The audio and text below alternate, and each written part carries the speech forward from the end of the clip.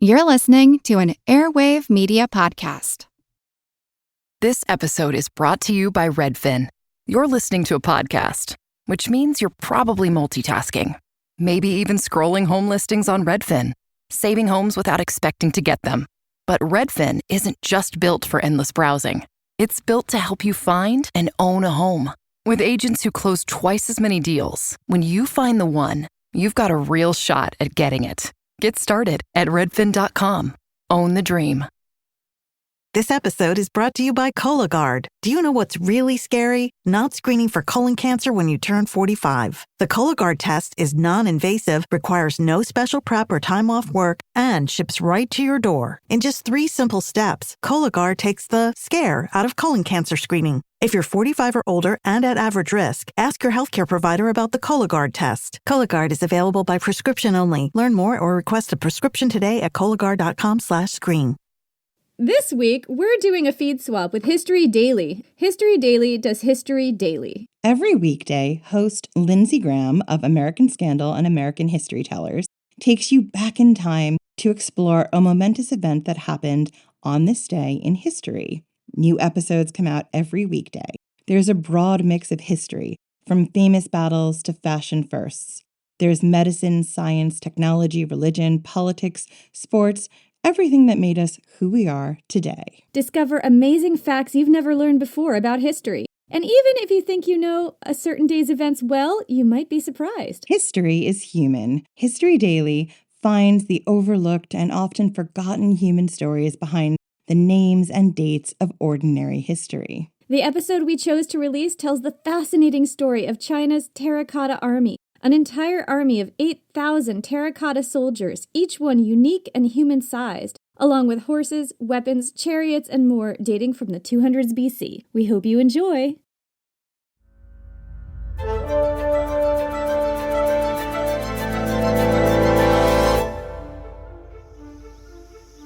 It's March 29th, 1974, in Lintong, a village near the city of Qian, China. 41-year-old farmer Yang Zifa wipes his brow and takes up his shovel again. It's a hot day, but there's little time for rest. Zifa and his 5 brothers all work on the same collective farm, and today they're digging a new well to water their crops, which have been suffering in a drought. This is their 3rd day of digging. They still haven't hit water. Zifa raises his shovel yet again, but this time he hits something that's more than just dirt. Zifa kneels to take a closer look. Using his shovel, he clears away clods of earth to reveal what looks like an oddly shaped jar. Zifa gets his fingers under the edge and pulls it loose. He's disappointed to see that it's broken. If the jar had been in one piece, he could have taken it home and used it. Instead, he tosses it aside and warily picks up his shovel again. But it's not long before Zifa hits terracotta again. All around him, his brothers are finding pieces too. Zifa starts piling up the scraps. These discoveries soon draw the attention of other villagers who are suspicious about removing these items from the ground. They complain that Zifa could spoil the natural feng shui of the land or wake evil spirits by disturbing these items. Zifa could bring disaster to the village. But Zifa keeps digging, and soon he notices that the terracotta scraps look more and more like the parts of a body. Here is a clay pair of shoulders, there a leg, and most recently he's dug up a torso. Zifa then digs out the first fragment he found, the one he tossed aside. And looking more closely at it now, Zifa realizes it's not a jar or a bowl. It's a terracotta head. The first incomplete terracotta figure found by Yang Zifa and his brothers is just the beginning. Chinese archaeologists will soon descend on the site and excavate more than 1,000 similar statues, each featuring incredible detail and exquisite craftsmanship. The buried statues will become known as the Terracotta Army and will change scholars' understanding of ancient China forever. But the army may never have come to light without the swing of a farmer's shovel on March 29, 1974. Instagram teen accounts have automatic protections for what teens see and who can contact them, plus time management tools. And Instagram will continue adding built-in safety features to help create age-appropriate experiences. Learn more about teen accounts and Instagram's ongoing work to protect teens online at instagram.com/teenaccounts. Does it ever feel like you're a marketing professional just speaking into the void? But with LinkedIn ads, you can know you're reaching the right decision makers, a network of 130 million of them, in fact. You can even target buyers by job title, industry, company, seniority, skills, and did I say job title? See how you can avoid the void and reach the right buyers with LinkedIn ads. Spend $250 on your first campaign and get a free $250 credit for the next one. Get started at linkedin.com/campaign. Terms and conditions apply. Is there a baby in your life who's about to start solid foods? This can be such a confusing and stressful time. As a mom of 7, I really struggled with spoon feeding my oldest baby. But once I realized that babies can safely feed themselves real, wholesome foods using the principles of baby-led weaning, feeding the rest of my babies became an actually enjoyable experience instead of something that I used to dread. Hi, I'm Katie Ferraro, college nutrition professor and dietitian specializing in baby-led weaning, and I host the Baby-Led Weaning Made Easy podcast. Each week, we cover evidence-based, safe infant feeding practices for parents and caregivers of babies who are 6 to 12 months of age. So, if you're confused by all the conflicting info you hear about starting solid foods, or you want easy, actionable tips on how to safely prep food for your baby, or introduce allergenic foods, or figure out when to drop a milk feed, we cover all that and more, plus interviews with the world's leading feeding experts in 2 new episodes each week. Search Baby-Led Weaning wherever you listen to podcasts, and happy feeding.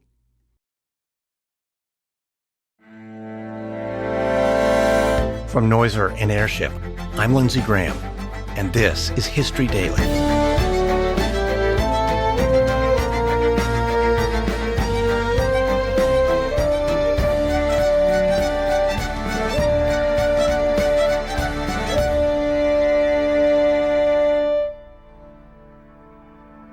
History is made every day. On this podcast, every day, we tell the true stories of the people and events that shaped our world. Today is March 29th, 1974, the discovery of China's Terracotta Army. It's 246 BCE in the Qin Kingdom of what is now China, 2,220 years before the discovery of the Terracotta Warriors. In a grand chamber deep within the royal palace, 13-year-old Young Sung swings his legs on his father's throne. The seat's too big and uncomfortable for the boy, and his legs don't even touch the floor, but that won't stop him from being crowned the new king of Qin. In the 3rd century BCE, China is a jigsaw puzzle of 7 different kingdoms, all differing in size and military strength. But Qin is the strongest, thanks to Sung's great-grandfather, King Zhongxiang. Zhongxiang created a strong, centralized government and won several wars against his neighbors to enlarge his territory. Since then, his descendants have secured supremacy in the region. Now Young Sung is to be the latest ruler of the kingdom, and even at his tender age, he's determined to live up to his illustrious ancestor. After his coronation ceremonies are complete, one of Sung's first acts as king is to order the construction of a royal tomb, and his advisors hurry to put his edict into effect. But as Sung grows up, the tomb-building program is soon overshadowed by his military aspirations. 16 years after being crowned king, Sung is no longer a boy. Now he's an ambitious 29-year-old, and he launches an offensive to capture more territory. Sung's armies invade neighboring kingdoms, winning one bloody battle after another. And after 9 years of campaigning, Sung accepts the surrender of his final opponent and unifies all of China under one government for the first time in history. No longer satisfied with the title king, Sung invents a new word to describe his position of ultimate power. From now on, Sung will be known as Qin Shi Huang, the first emperor of China. Just as his great-grandfather united his kingdom under a centralized government, the new emperor applies the same principle to a much larger territory. Under the emperor's leadership, the government standardizes China's written language, implements a new currency, and applies strict new legal codes. And the emperor doesn't just leave the work to his loyal servants. He's involved in every decision, even enacting laws regulating the width of cartwheels to aid faster transportation of troops and goods. And aside from building a strong bureaucracy, the new government also orders the collection of new taxes to pay for large-scale construction projects. The Great Wall of China is strengthened to protect the northern frontier, and the ongoing work on the royal tomb complex grows larger and more ornate. Subjects from across the empire dig the mausoleum into the side of a mountain. Its layout is designed to reflect the emperor's palace and includes everything the emperor might need in the afterlife. But despite the expansion of his royal tomb, the emperor has no intention of dying. As he gets older, he becomes obsessed with finding a magical elixir, one that will grant him immortality, but he never does. The emperor dies at the age of 49 while traveling through China on an inspection tour. His death was possibly the result of drinking mercury in the mistaken belief that the toxic element would help him live forever. But the emperor's death, while traveling so far from the capital, leaves his empire vulnerable. To ensure a smooth succession, his aides keep his death a secret. His carriage returns home with the blinds lowered, but meals and messages are delivered as if the emperor was still alive. And when the decomposing body starts to smell, officials order a cart of fish to join the imperial entourage to mask the odor. Finally, the emperor's body is buried in the vast mausoleum he spent his reign building. To pay respect to the first ruler of a unified China, the emperor's family and loyal servants bury him with all sorts of treasures. After commanding his armies to so many victories in real life, the emperor is buried with a life-size terracotta army, thousands of soldiers carrying real weapons, including infantry, archers, generals, and even cavalrymen riding terracotta horses. The emperor is buried in the ultimate glory, but the unified Chinese nation that he created will not last long. Within just 40 years, his empire will fracture into smaller kingdoms once again, and the exact location of the first emperor's tomb will then be forgotten for more than 2,000 years, until a group of farmers digging a well will stumble across it and change history. Refreshing wild cherry cola meets smooth cream. The treat you deserve. Pepsi Wild Cherry and Cream. Treat yourself. Hey everybody, welcome to your 30-second laughing session brought to you by The Laughing Cow. Ready to laugh? In 3, 2, 1, and... Okay! Great job, everybody! Now unpeel a wedge of The Laughing Cow light spreadable cheese, a delicious snack with 2 grams of protein and 25 calories per wedge. Feels good to have a cow, huh? Marvel Television's Wonder Man, an 8-episode series, now streaming on Disney+. A superhero remake, not exactly what we'd expect from an Oscar-winning director. Action! Simon Williams, audition for Wonder Man. I'm gonna need you to sign this, assuming you don't have superpowers. I'll never work again if anyone found out. My lips are sealed. Marvel Television's Wonder Man. All 8 episodes now streaming, only on Disney+.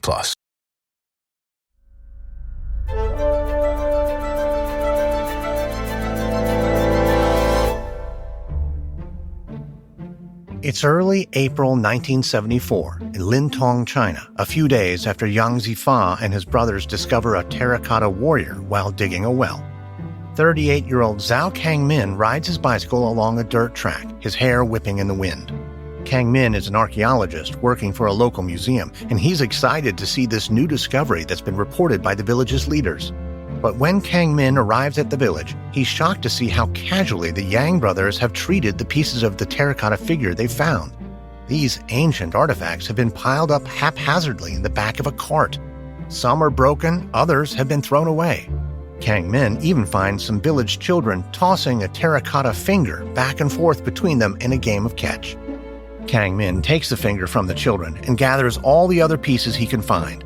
Treating them as delicately as possible, he returns to his office at the Lintong Museum.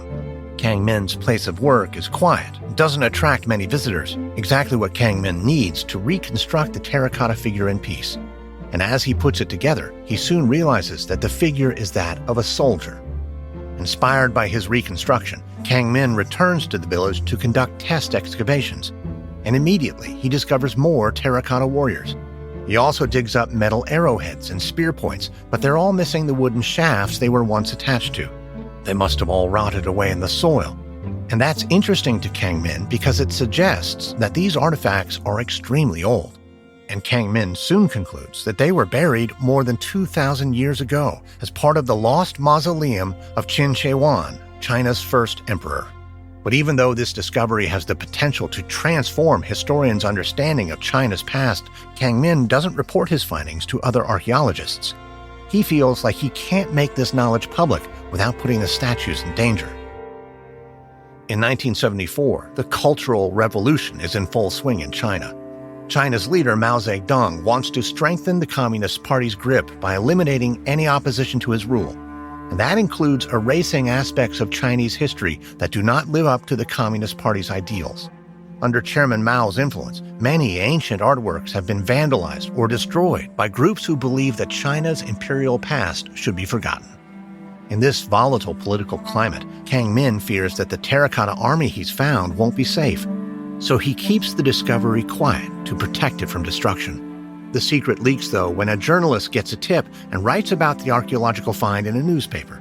Although Kang Min is at first alarmed, the scale and mystery of the Terracotta army enchants the people of China, and even the communists don't dare destroy them. In fact, communist authorities soon pledged to protect the Terracotta army. An enormous building the size of an airplane hangar is erected over the entire area. Using ground-penetrating radar, archaeologists discover the warriors are buried in precise lines as if they were on parade. Then they painstakingly dig away the earth surrounding the statues, trying as best they can to keep each warrior intact. Over time, they excavate around 1,500 statues, while leaving thousands of others untouched beneath the ground to preserve them for future investigation. Microscopic analysis of these statues shows they were once painted different colors. Thousands of years buried in the soil has dissolved the paint, but what's left behind is still impressive.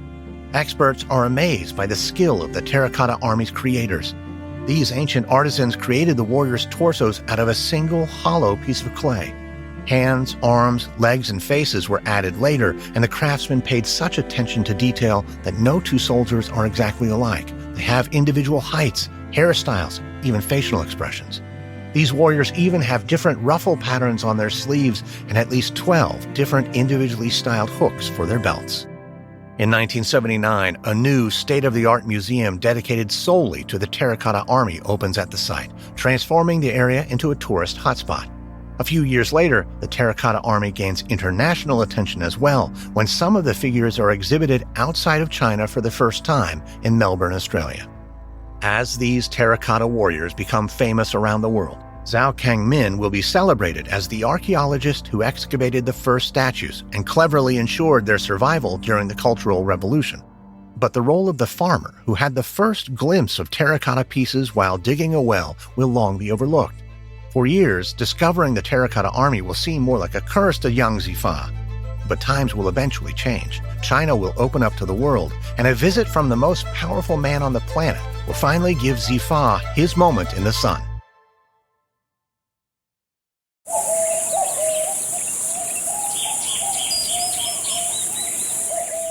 As a chef, I know flavor doesn't begin in the kitchen. It begins on the land. And Westhome's nature-led Australian Wagyu is a story written in the landscape of Northern Australia. Cooking is storytelling, and Westhome Wagyu carries a story of Northern Australia itself. Raw, powerful, and deeply authentic. It's a testament to the passion and care raised in the rhythm of Northern Australia. I'm Chef Maylin from 88 Club in Los Angeles, and I invite you to visit westhome.com/Maylin to learn more. And taste a story only Westhome nature-led Australian Wagyu can tell. That's westhome.com/MEILIN. Ryan Reynolds here from Mint Mobile with a message for everyone paying big wireless way too much. Please, for the love of everything good in this world, stop. With Mint, you can get premium wireless for just $15 a month. Of course, if you enjoy overpaying, no judgments, but that's weird. Okay, one judgment. Anyway, give it a try at mintmobile.com/switch. Upfront payment of $45 for 3-month plan, equivalent to $15 per month required. Intro rate first 3 months only. Then full price plan options available. Taxes and fees extra. See full terms at mintmobile.com. Reggie, I just sold my car online. Let's go, Grandpa. Wait, you did? Yep, on Carvana. Just put in the license plate, answered a few questions, got an offer in minutes. Easier than setting up that new digital picture frame. You don't say. Yeah, they're even picking it up tomorrow. Talk about fast. Wow, way to go. So, about that picture frame. Forget about it. Until Carvana makes one, I'm not interested. Car selling made easy. on Carvana. Pickup fees may apply.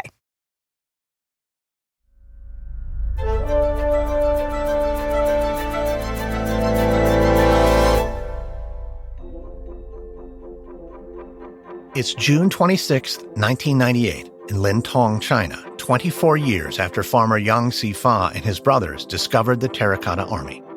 Zifa is now 65 years old, and he's no longer a farmer. Instead, he works at the museum built around the Terracotta Army. Today, he sits in the gift shop, as usual, ready to sign his autograph in the books and pamphlets purchased by museum visitors. In the early years after the discovery of the first terracotta warrior, Zifa's life was made complicated. When archaeologists realized the importance of the ancient statues, the Chinese Ministry of Culture evicted Zifa's whole village. Some of Zifa's more superstitious neighbors had warned him not to dig up the terracotta warriors, and they blamed him for being relocated from their ancestral land. For a time, Zifa was ostracized from his community. But he made peace with his discovery and his neighbors when the influx of tourists visiting the new museum brought a new source of revenue to the region. And today, there's a special guest that Zifa has been told to set aside some time for. The gift shop door opens, and American President Bill Clinton walks in with his family. President Clinton shakes Zifa's hand, and the two men have a short, halting conversation through translators. It's a small but important token of recognition for a man who unearthed one of the greatest archaeological discoveries of all time. The excavation and study of the Terracotta Army is still ongoing. Although archaeologists have dug up parts of Emperor Qin Shi Huang's sprawling mausoleum, the actual tomb containing his body remains unopened. The Chinese Ministry of Culture believes it's impossible to excavate the tomb without destroying what lies inside. So for the foreseeable future, the first emperor of China will remain at rest, his eternal sleep protected by thousands of ornately decorated soldiers, a terracotta army, a triumph of ancient art that was discovered on March 29, 1974.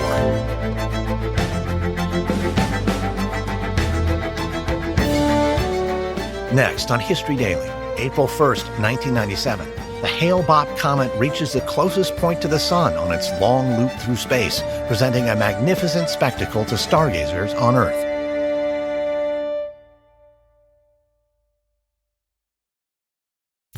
From Noiser and Airship, this is History Daily, hosted, edited, and executive produced by me, Lindsay Graham. Audio editing by Mohammed Shazi. Sound design by Gabriel Gould. Music by Thrum. This episode is written and researched by Jack O'Brien. Edited by Scott Reeves. Managing producer, Emily Burke. Executive producer are William Simpson for Airship and Pascal Hughes for Noiser.